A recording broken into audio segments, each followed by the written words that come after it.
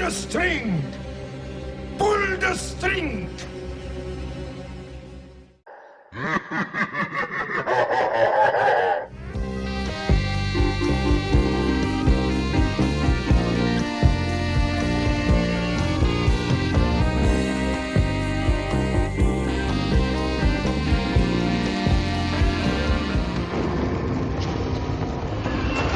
Welcome to Hull House. According to the legend, it's not haunted. It's possessed. Gateway to hell. Where this Halloween, Angela's planning one hell of a party. A night filled with tricks and deadly treats.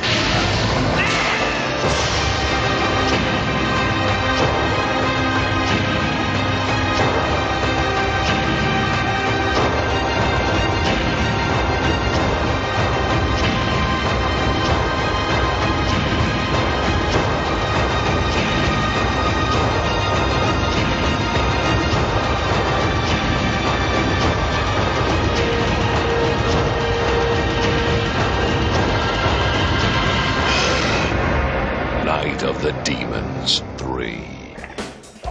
Night of the Demons 3 is a 1997 Canadian Halloween horror film directed by Jimmy Kaufman and stars returning actress Amelia Kincaid as the sexy demon Angela, who, of course, is having yet another wild party. This is a pretty interesting assortment of films here. The first was released in 1988 and is a bona fide classic. The perfect Halloween movie, in my opinion. And of course, it kind of set the tone for what followed. Mostly being a director Kevin S. Tinney, who's a legend in horror. What are your favorite Tinney films? Let me know in the comments. And when it came time for a sequel to Night of the Demons, in 1994 we got Night of the Demons 2. Which was, kind of more the same. However, it did take the action out of the funeral parlor. And was very enjoyable in its own right. It also starred Scream Queen Marsha Brady, and, is a good time regardless of the absence of Kevin Tinney. However, he wasn't big on the sequel, and decided to come back to write the third installment released in 1997. Although, this time with a much smaller budget. Kevin Tinney stated that he always had an idea for a sequel involving kids robbing a liquor store and then hiding out in the funeral parlor. And yeah, that's pretty much the setup of this one. But it doesn't have that Kevin Tinney charm, not really. And I'm sure that's due to him not being on set during filming, since production was moved for the first time from California to Canada. And it's a little obvious in some parts. Also, part 3 kind of biffs it in the title sequence, as the original had a cool little setup and intro. This one, well, it was 1997, folks. But hey, Angela is back. Sorta. While Amelia Kincaid does appear and takes on the demon form, a lot of the shots are kind of just reused from the original, but they deliver with the effects here nonetheless, keeping with the one-by-one unique murder or, possessions. And there's some pretty cool stuff going on here. I always really liked how these movies created their own little demonic creations for each installment. Angela kind of playing the pinhead role, And even so, part 3 retains the comedic vibe of the first installment. That was kind of there in part 2, but I didn't really think that one was too funny. Honestly, the detective in part 3 is pretty goddamn hilarious. And the acting is subpar, as are some of the effects. Look at this snake hand thingy. Oh shit. But it all just adds to the fun Halloween spirit of the franchise. And this one even kind of sets up a sequel. But it never happened. Oh, Canada. Instead, Kevin Tinney, of course, decided to take the remake route in 2009. This time, Angela being played by Shannon Elizabeth and starring Monica Keena and triple OG badass Edward Furlong. What's up, Betty? And to be honest, I had a lot of fun with this one, but it's kinda, if I had to rank it with other remakes around the time, it's not gonna be in good company. I would much rather have had a Night of the Demons 4. But I do think that Part 3 is a decent end to the original franchise, and I think we can all agree that we want to see Amelia Kincaid reprise her famous role just one more time in a feature film. Come on, man. Kevin Tinney, if you're watching, and I know you are, please make Night of the Demons 4. And how about another Pinocchio's Revenge? There are a lot of great scenes in this film. Let me show you my favorite one. Can you suck a golf ball through 10 feet of garden hose?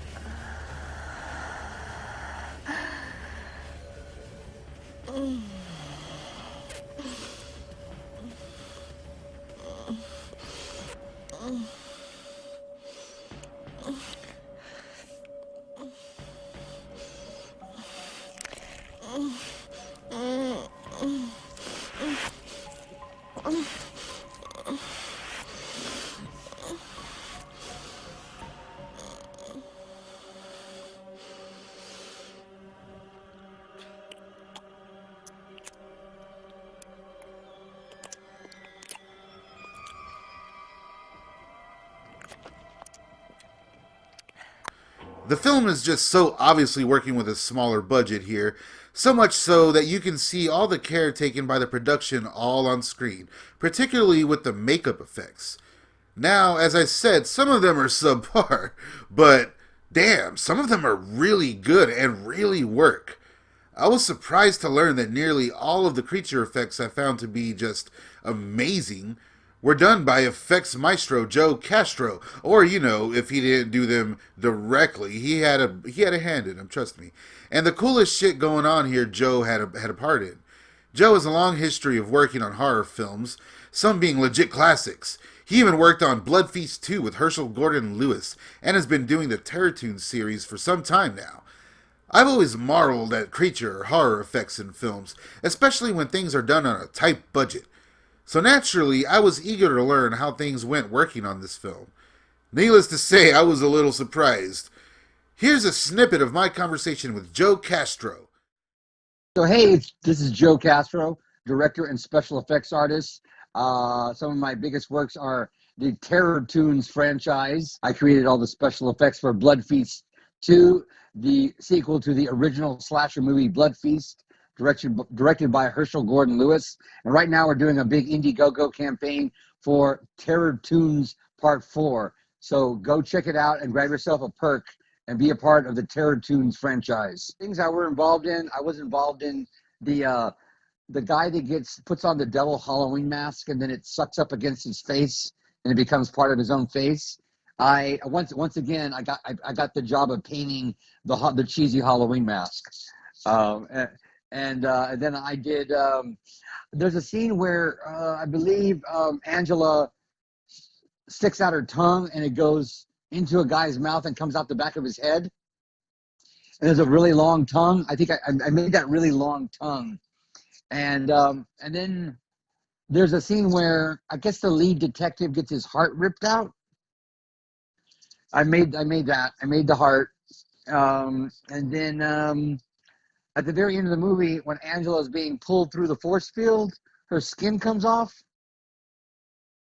I think her skin comes off her bones, right?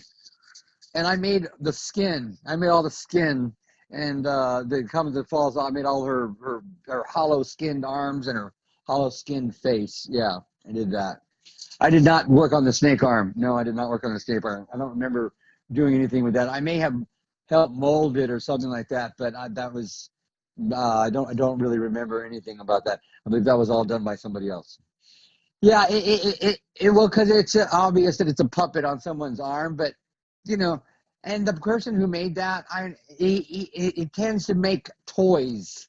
He's someone who designs toys. So whenever he's making something that's like supposed to be scary, it always ends up being goofy.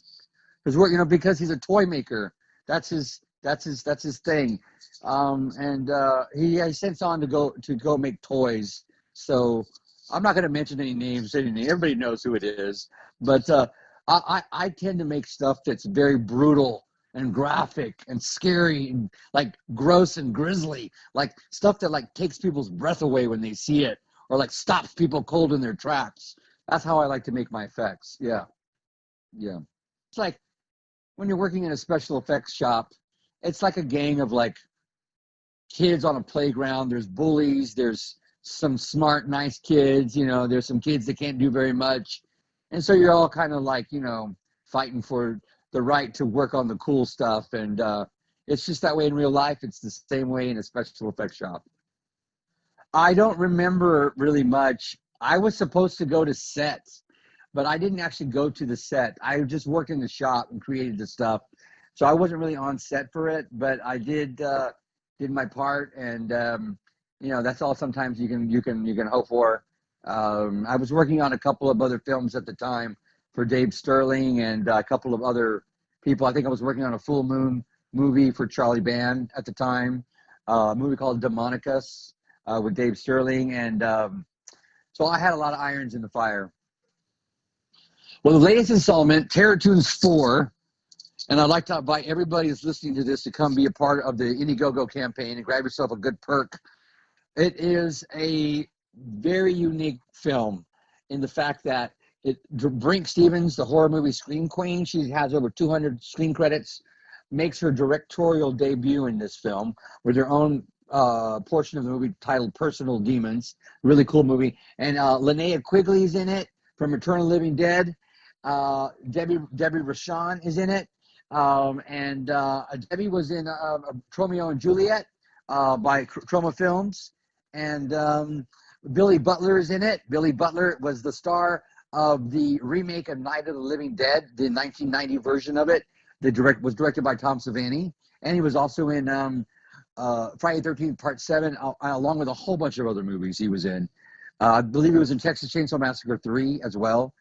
Anyhow, Billy's in it, and it's got a huge cast of some amazing people. Julianne Philpott is going to be in it, along with Sean C. Phillips is going to be in it.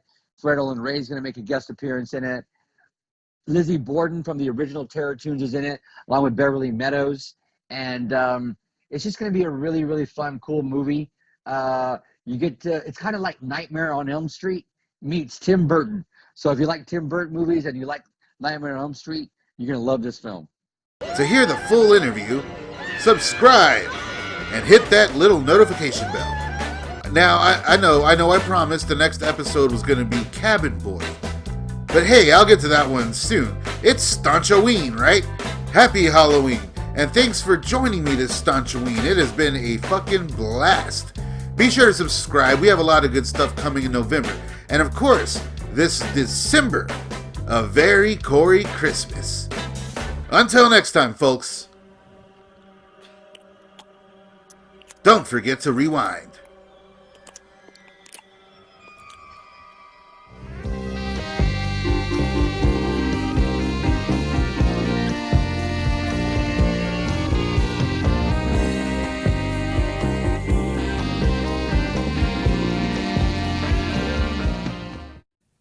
Pull the string!